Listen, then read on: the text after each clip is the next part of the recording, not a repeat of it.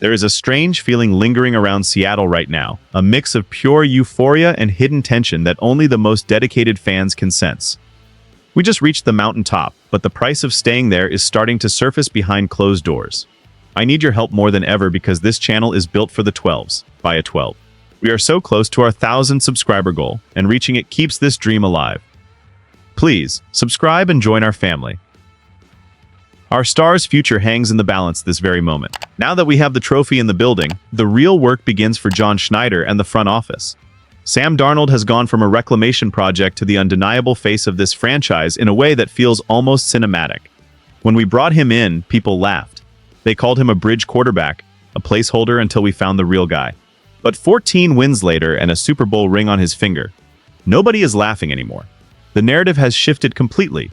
And now we are staring down a contract situation that could define the next 5 years of Seahawks football. Currently, Darnold is playing on a deal worth just over $100 million. In the context of the current NFL, where mid-tier starters are making $50 million a year, Sam looks like the biggest bargain in professional sports. But here is the thing. Success creates its own kind of pressure.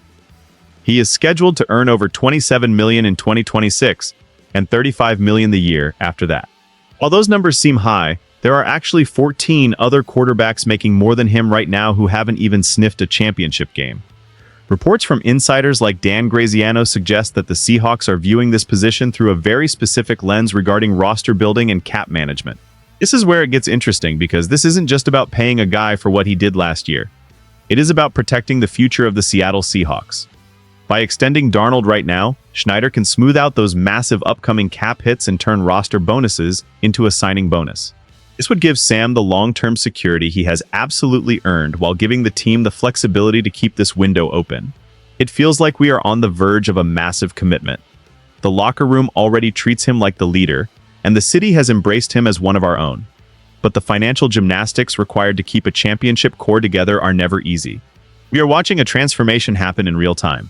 The front office usually hates doing early extensions, but Sam Darnold has broken every mold we had for a Seahawks quarterback.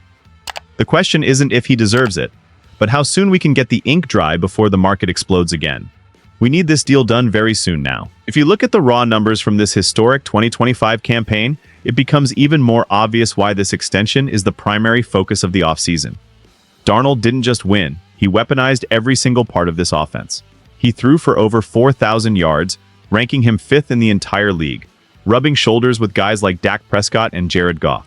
But what really stands out is that career-high completion percentage of nearly 68%. That tells me his processing speed in this system has reached an elite level. He is no longer the guy seeing ghosts. He is the guy haunting opposing defensive coordinators. This is where the emotional stakes get high for the fans. We have all seen quarterbacks have one good year and then fall off a cliff. But what Sam did was different because he tied Tom Brady for the most regular season wins in a 2-year span. Think about that for a second. We are talking about greatness that isn't supposed to be found in the bargain bin of free agency. The ripple effect of this potential deal is what really matters for the rest of the roster. If Schneider can drop that 2026 cap hit from $27 million down to $12 million, it changes everything for the defense. That extra $15 million in breathing room is exactly what we need to finalize an extension for Devin Witherspoon. We cannot afford to lose the identity of our secondary while trying to pay our quarterback. It is a delicate balance of power. Some are saying that if we wait, the price tag is only going to go up. Imagine what a Super Bowl winning quarterback will cost in 2027 when the cap rises again. We could be looking at $60 million a year. By acting now, we are essentially buying low on a player whose value has never been higher. There is a lot of buzz that the front office is already crunching the numbers to make this happen before training camp.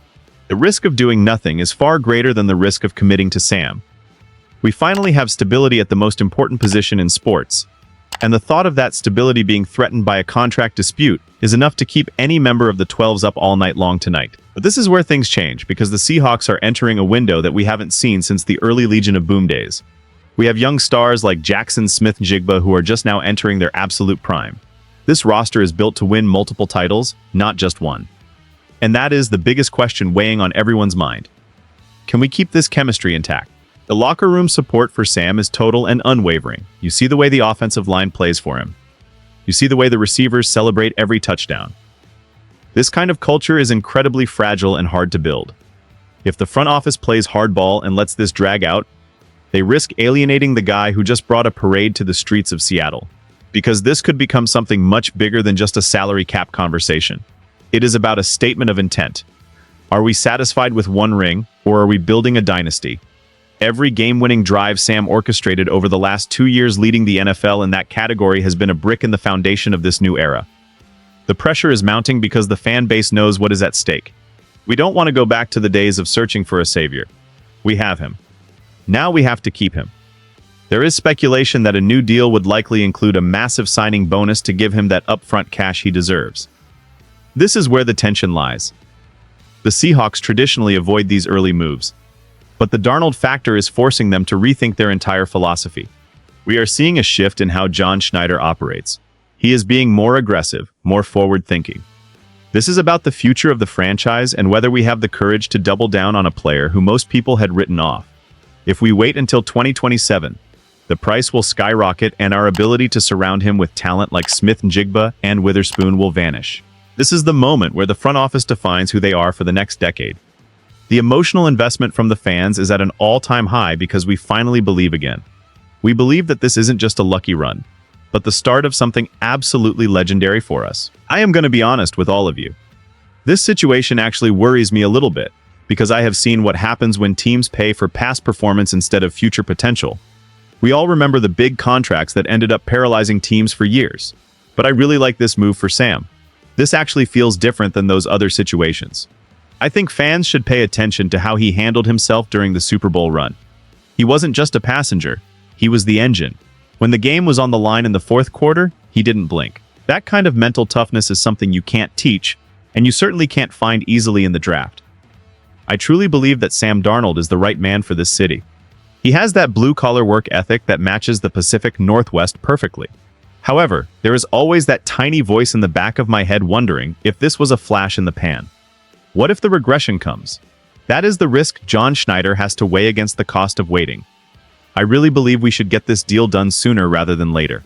If we can lock him in at a number that allows us to keep our elite defense together, it is a no-brainer. This could be incredible if we manage the cap correctly.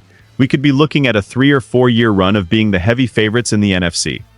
But this could also become a problem if the contract is structured poorly, and we lose our ability to sign our young core. It is a high-stakes poker game where the chips are the prime years of our favorite players. I trust Schneider, but I am also holding my breath. We are in uncharted territory. We have never had a reclamation project turn into a Super Bowl MVP this quickly. It is a beautiful problem to have, but it is a problem nonetheless. The uncertainty is part of being a fan, I guess. We want the security of knowing he is our guy for the next 5 years, but we also want to make sure the team stays competitive around him. It is a tightrope walk, and the entire league is watching to see if we slip or if we stick the landing. The story of this offseason is far from over, and the implications of what happens next will echo through Lumen Field for years to come. We are standing at a crossroads that will determine if Super Bowl LX was a beautiful moment in time or the beginning of a new Seahawks dynasty. The tension in the air is real, and the next few weeks could bring the news we have all been waiting for. I want to know what you think about this. Should we pay Sam the big money now to save cap space later? Or should we wait to see if he can do it again? This is a conversation for the real ones, the faithful who have been here through the rebuild and the triumphs. Please, leave a comment below and let's talk about the future of our team. Don't forget to like this video if you love the Seahawks and subscribe to help us reach that 1,000 subscriber milestone. Every single one of you matters to this community, and your support is what allows us to keep telling the story of the best team in the NFL. Something bigger is still coming, I can feel it. The ink isn't on the paper yet, and until it is, the future of the franchise remains an open question. Stay loud, stay proud, and let's see where this journey takes us next. The 12s are the heartbeat of this team, and together, we are going to witness history.